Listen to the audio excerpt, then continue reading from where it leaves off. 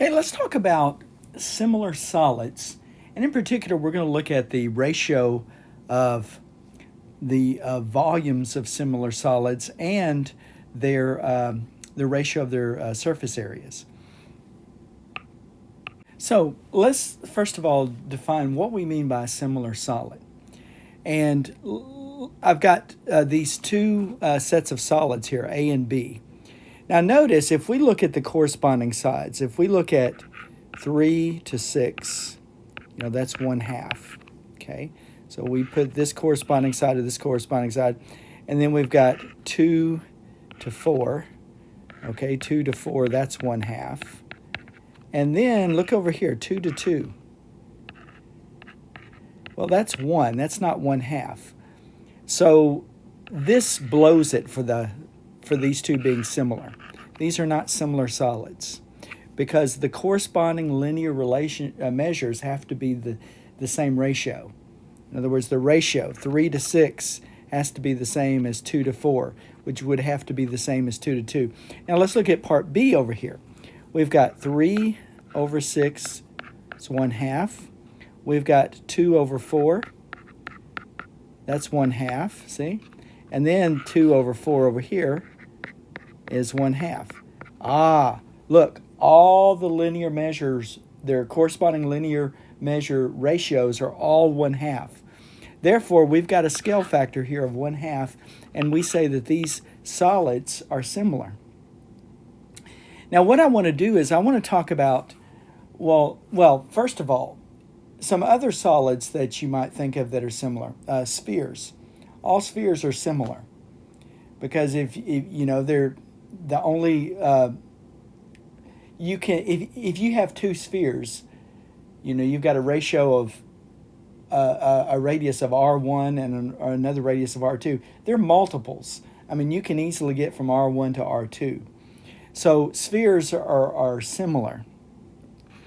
Cubes are another thing that are similar. Okay, all of them are similar to each other. Now let's just explore this a little bit, and let's think about the area. So we've got the small area, and we've got the large. And what I'm looking at are these things right here. Okay, so we've got the small and the large. And first thing I want to do is I want to look at the surface area. Now, for the small one, we've got this. We've got the area of the base, which is 6. And then we've got the area of the sides, two sides over here. They're both 4, so that's going to be 8. 2 times 2 is 4. 2 times 2 is 4. And then we've got 3 times 2, the other two sides. So that's 6 2 times. See, this is 6, and the other side over there is 6. So we got 4 here, 4 on the other side, and then 6. So it looks like what we've got is, we didn't do the top. Okay, so look, here is the bottom, here's the top, and then we've got the sides, and then the other two sides. So if we add these together, it looks like we get 32.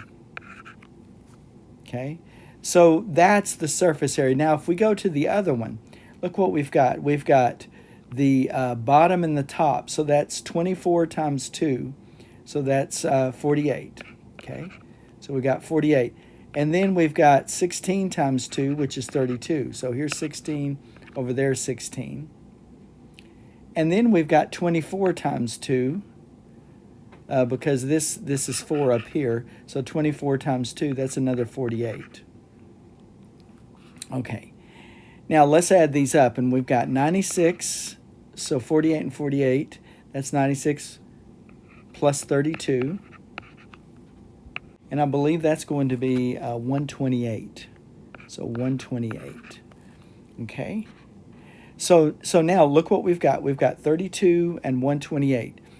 Now I'm going to do this. I'm going to look at the ratio, 32 over 128. And notice that ratio is 1/4. Okay, 1/4.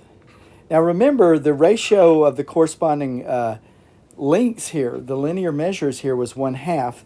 This is like 1 squared over 2 squared. Okay, so you can see how we could talk about that. It looks like we just squared it. Now let's talk about the volumes. So if you look at the volume, and we'll first of all look at the small volume, we've got 3 times 2 times 2.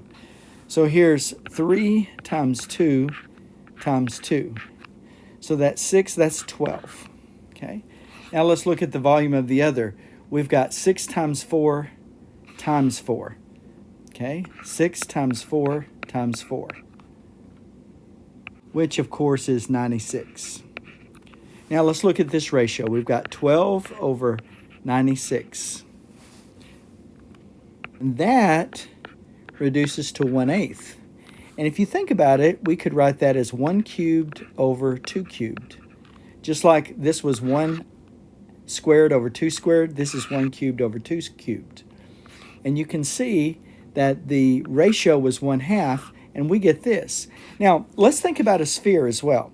Let's think about a sphere that has a radius of 3 and another one that has a radius of 6. In other words, 2 times 3.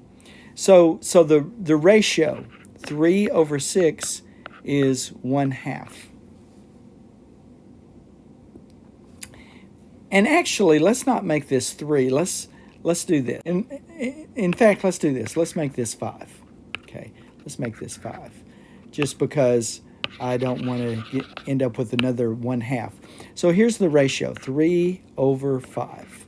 Okay, that's the ratio of the little sphere to the bigger sphere. Now, let's look at the ratio of the surface areas. Okay, so we've got 4 pi times 3 squared over 4 pi times 5 squared. Well, you can see right away that's 3 squared over 5 squared. Yeah. Now let's look at the volume. We have 4/3 pi times 3 cubed over 4/3 pi times 5 cubed. And you can see right away that's 3 cubed over 5 cubed. And that goes back to this theorem here. Okay. So that if you've got this ratio, A to B, then the ratio of the surface area is going to be A squared to B squared, and the ratio of the volume is going to be A cubed over B cubed.